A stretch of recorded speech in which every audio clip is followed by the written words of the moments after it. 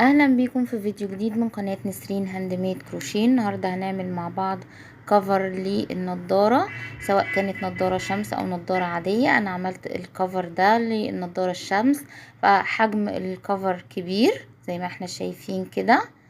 تقدري تصغري المقاسات بتاعت او مقاس الكفر على حسب الاحتياج بتاعك او على حسب مقاس النضارة بتاعتك. يعني ممكن تقللي عدد السطور اللي احنا عملناها في الفيديو.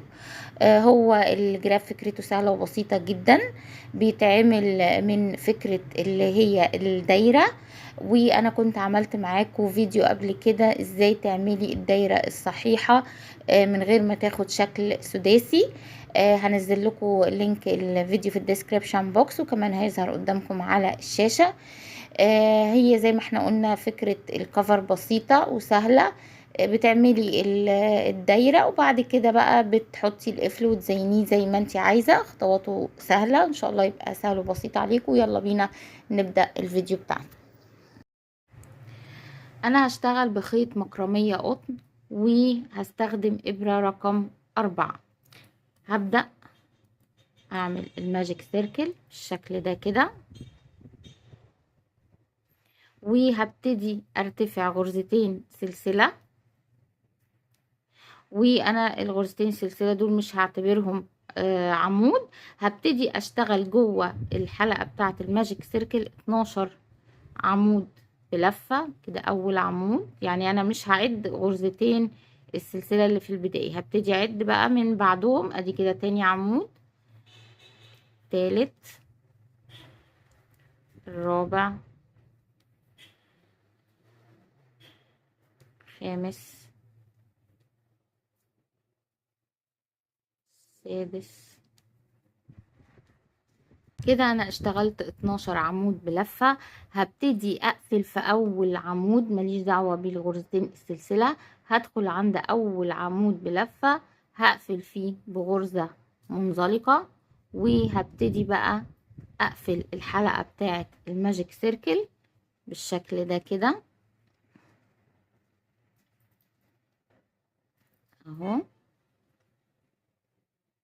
وهبدأ بعد كده اشتغل عادي زي الدايرة بتاعتنا اللي احنا عارفينها. هبتدي بقى ارتفع برضو بالغرزتين سلسلة دول، هيبقوا اساسيين معانا مش هنحسبهم.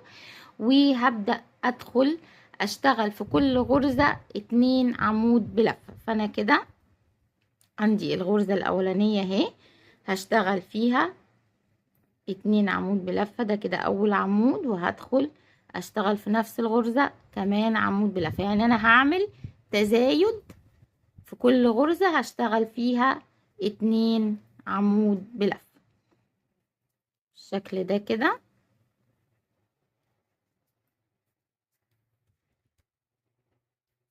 بالشكل ده كده انا خلصت السطر كله، عملت فيه تزايد بعدد الغرز معايا 24 غرزة عمود بلفة. هبتدي انهي السطر في اول عمود بلفة، مليش دعوة بالغرزتين دول. انا هدخل في اول عمود بلفة، هقفل فيه بغرزة منزلقة بالشكل ده كده. وهبدأ السطر اللي بعد كده هرتفع برضو غرزتين سلسلة، وبرضو انا السطر ده هعمل فيه تزايد. هبدأ اشتغل في اول غرزة عمود بلفة. السطر ده المفروض ان احنا هنعمل فيه تزايد، هيبقى عبارة عن عمود بلفة تزايد، عمود بلفة تزايد. فاحنا كده اشتغلنا اول عمود بلفة. الغرزة اللي بعدها هنعمل فيه تزايد. بعد كده الغرزة اللي بعدها هشتغل عمود بلفة، اللي بعدها هعمل تزايد، اشتغل 2 عمود بلفة في نفس الغرزة، وهكذا. يبقى السطر بتاعي كله هيبقى هشتغل غرزة عمود بلفة، الغرزة اللي بعدها هعمل فيها تزايد 2 عمود بلفة في نفس الغرزة بالشكل ده. هكمل كده بنفس الطريقة وارجع لكم.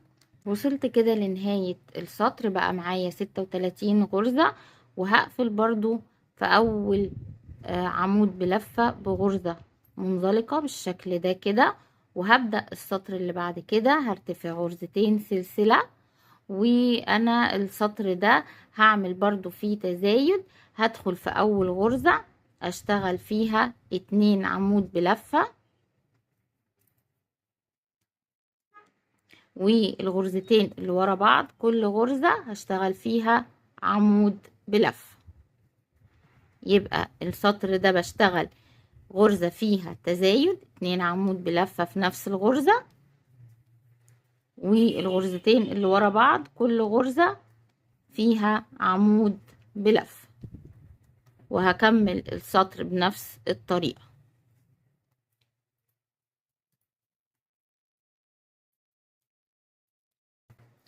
وصلت كده لنهاية السطر، بقى عدد الغرز معايا 48 غرزة. هقفل برضو في اول غرزة بغرزة منزلقة بالشكل ده كده. فاضل معايا اخر سطر. احنا كده اشتغلنا 4 سطور، 1 2 3 4، والسطر الخامس ده يعتبر اخر سطر، فانا هرتفع فيه غرزتين سلسلة برضو. وبرضو انا هعمل فيه تزايد. هشتغل في اول غرزة عمود بلفة، واللي بعدها كمان عمود بلفة، كمان اللي بعدها عمود بلفة. يبقى الثلاث غرز ورا بعض كل غرزة فيهم عمود بلفة. وبعد كده الغرزة اللي بعد كده هعمل فيها تزايد، هشتغل فيها 2 عمود بلفة في نفس الغرزة، وهبدأ اكرر. هشتغل في الثلاث غرز اللي ورا بعض كل غرزة هشتغل فيها عمود بلفة، تاني غرزة، تالتة، والغرزة الرابعة هعمل فيها تزايد، هشتغل فيها 2 عمود بلفة في نفس الغرزة. هكمل كده بنفس التسلسل ده لنهاية السطر وارجع له. وصلت كده لنهاية السطر، بقى معايا عدد الغرز 60 غرزة عمود بلفة. وهبتدي اقفل السطر في اول غرزة عمود بلفة بغرزة منزلقة بالشكل ده كده. انا هكتفي بالحجم ده بالنسبة لي. انتي لو حابة تعملي مقاس اصغر من كده هتشتغلي 4 سطور بس، وانا دلوقتي هشتغل كمان حرف للتزيين، يعني هتخليهم 4 سطور بدل 5، وتعملي الحرف اللي هنزين بيه الكفر. هعمل اخر سطر اللي هو غرزة حشو عكسية. هرتفع غرزة سلسلة وهدخل في نفس الغرزة هشتغل فيها غرزة حشو بالشكل ده كده، وهاجي ادخل في الغرزة اللي قبلها اشتغل برضو غرزة حشو، دي اللي هي غرزة الحشو العكسية، بتدي شكل جمالي في الحرف، بيبقى شكلها حلو. وهشتغل كده في كل غرزة هدخل في الغرزة اللي قبلها اشتغل غرزة حشو عكسية بالشكل ده كده اهو. هشتغل كده بنفس الطريقة في كل غرزة هشتغل فيها غرزة حشو عكسية، يعني انا بشتغل لورا بدل ما انا بطلع قدام، بشتغلها لورا بالشكل ده كده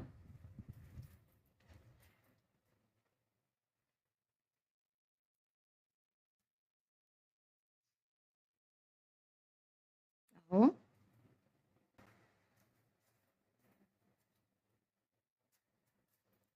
هيبقى ده كده الشكل. هكمل كده بنفس الطريقة لنهاية السطر وارجع بالشكل ده كده. اشتغلت السطر كله بنفس الطريقة اهو.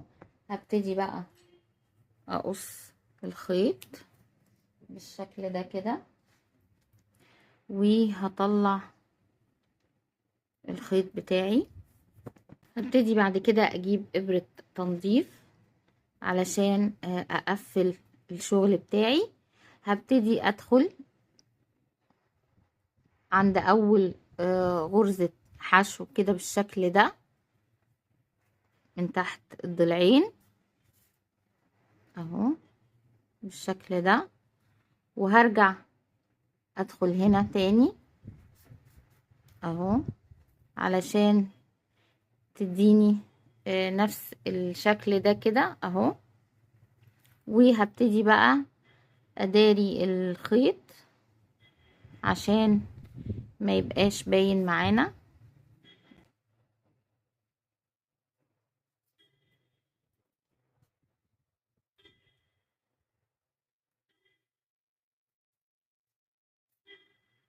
هكمل كده اداري الخيط دوت، وكمان برضو هنا هداري الخيط، وهرجع لكم علشان نركب القفل مع بعض وننهي الجراب بتاعنا. بالشكل ده كده انا نظفت الخيط كله بالشكل ده، بس انا هنا الحتة اللي انا داريت فيها الخيط شديت الخيط جامد فبقت هنا رفيعة، فاحنا نخلي بالنا ما نشدش الخيط هنا. يعني واحنا بننضف الخيط ما نشدوش جامد. فاضل بقى ان احنا نركب القفل. انا ركبت ناحية وهركب معاكم الناحية التانية. اول حاجة هنعملها هنجيب القفل ده، وهنبتدي ان احنا نتني الجزئين دول كده اهو.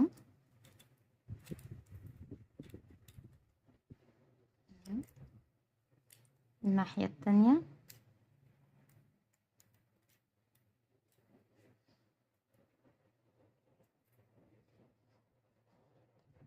بالشكل ده. طبعا في قفل بيبقى اسهل من كده، بيبقى في 4 فتحات، ممكن عادي يتخيط، بس انا حبيت اوريكم ازاي ان احنا نركب القفل ده كده. بعد ما تنيناه هنبتدي ان احنا نجيب الخيط بتاعنا، هنفصل منه فتلة، يعني ناخد فتلة واحدة رفيعة عشان نقدر ان احنا نخيط بيها بالشكل ده كده. نجيب ابرة الابرة اللي احنا هنخيط بيها او ابرة التنظيف تكون طبعا رفيعة علشان نقدر نمررها من القفل بالشكل ده كده. ده طبعا انا بخيط القفل بالشكل ده لان الحدتين هيبقوا باينين من الناحية التانية، فبحاول اعمل له زي خياطة سحرية. فهبدأ ان انا احدد المكان الناحية التانية عشان يبقوا الاتنين قصاد بعض بالظبط بالشكل ده كده اهو، عشان يبقى متركب صح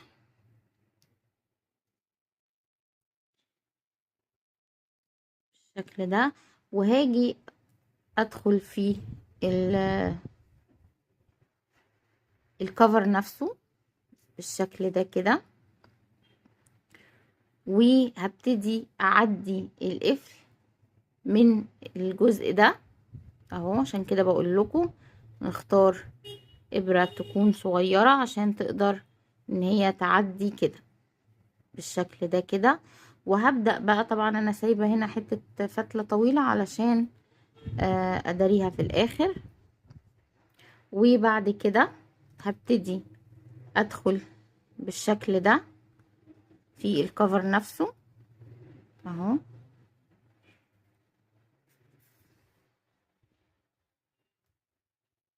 وهرجع تاني ادخل في الكفر بالعرض كده اهو، وارجع ادخل كمان في القفل مرة تانية اهو بالشكل ده.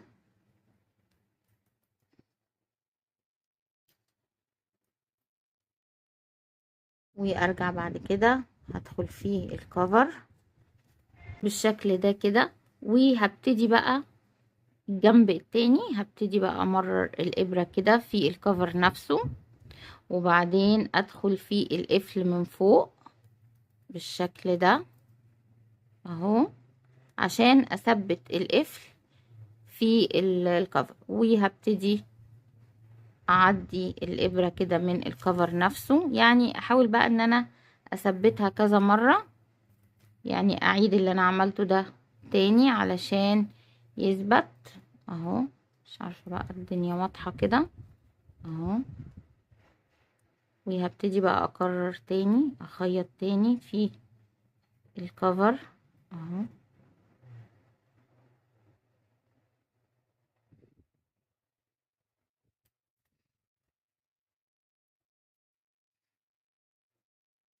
هدخل كده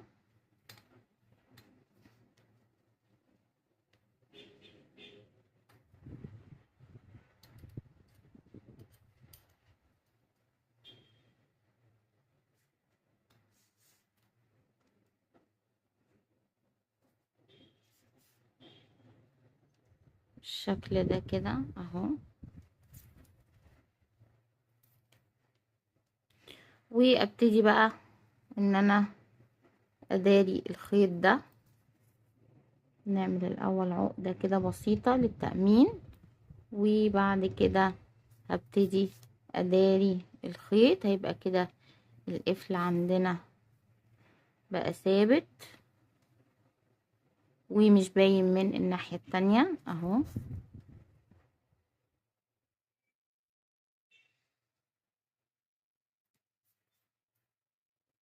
الشكل ده كده اهو.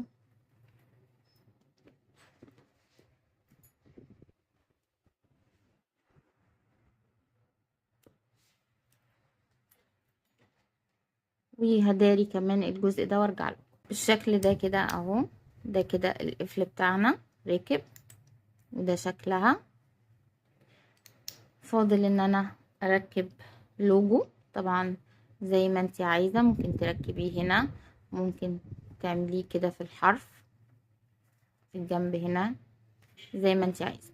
برضو انا الخيط بتاعي نفس الفتلة الرفيعة اللي انا اخدتها من الخيط، وهبتدي ان انا اثبت اللوجو بالشكل ده كده اهو.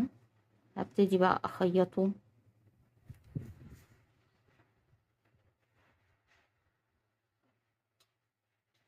كده.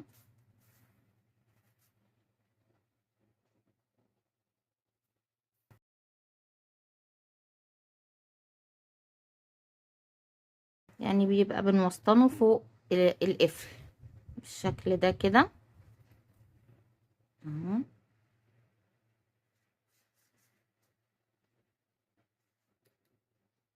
بعد كده امرر بقى الخيط الناحية التانية لو انتي مش عايزة بقى تقصي وتلضمي تاني اهو.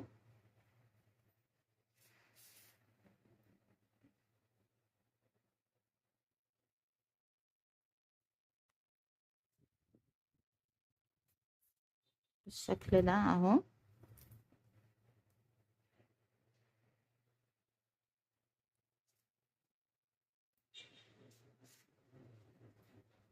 وهبدأ بقى اكرر تاني.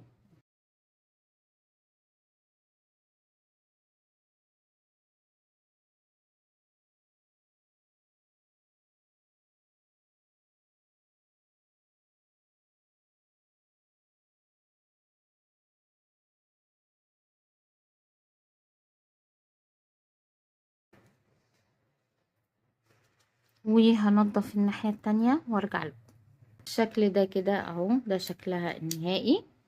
طبعا في ناس ممكن بقى ان انتي تركبي لها حلقة من الجنب سهلة الفتح، اللي هي مثلا من الجنب ده تعمليها كده وتبتدي تعملي لها زي حبل او رباط، يا اما يتعلق في الايد، او لو حابة ان انتي تلبسيها في الرقبة زي السلسلة.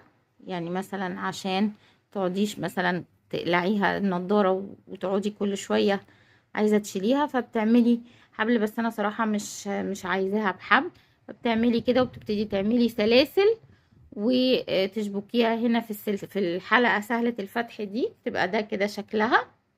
ده كده يبقى شكلها. ما نيجي بقى نحط النضارة نحطها كده. يعني هو طلع الجراب كبير شوية على النضارة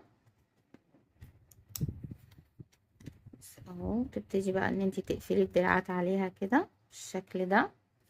ده كده شكلها. تحطيها بقى في الشنطة، عايزة تعلقيها زي ما قلتلكوا بحلقة سهلة الفتح من الجناب زي ما تحبي. اتمنى تكون سهلة وبسيطة وفكرتها عجبتكم. شكرا ليكم واشوفكم في فيديو جديد وغرزة جديدة.